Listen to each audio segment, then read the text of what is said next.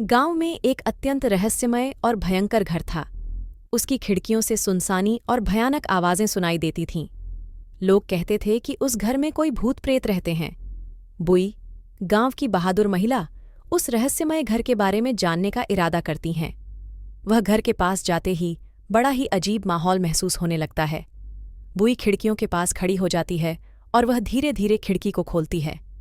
प्रत्येक खिड़की के पीछे अजीब चीजें होती हैं जो बुई को दंग रह जाती हैं। सभी कमरे में उसे एक अद्भुत पहेली का सामना होता है।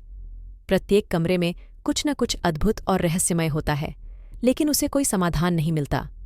बुई अंतिम कमरे में पहुंचती है, जो कि सबसे भयंकर लगता है। उसे अंधेरा और सुस्पष्ट आवाजें सुनाई देती हैं। धीरे धीरे बुई कमरे की दिशा में बढ़ती है, परंतु उसे कुछ दिखाई नहीं देता। तभी एक गहरी आवाज सुनाई देती है। क्या तुम उत्तर मेरे पहेली का तलाश रही हो, बुई? बुई का हृदय द्रवित हो जाता है, क्योंकि यह आवाज उसके ही अंदर से आ रही है। वह अंतिम पहेली का समाधान खोजती है, और वहां एक छिपी हुई बात का पर्दाफाश होता है। घर का रहस्य है।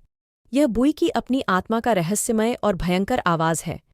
बुई को अपनी आत्मा के भयंकर सत्य का सामना करना पड़ता है, और उसे अपने डर से निपटना होता है।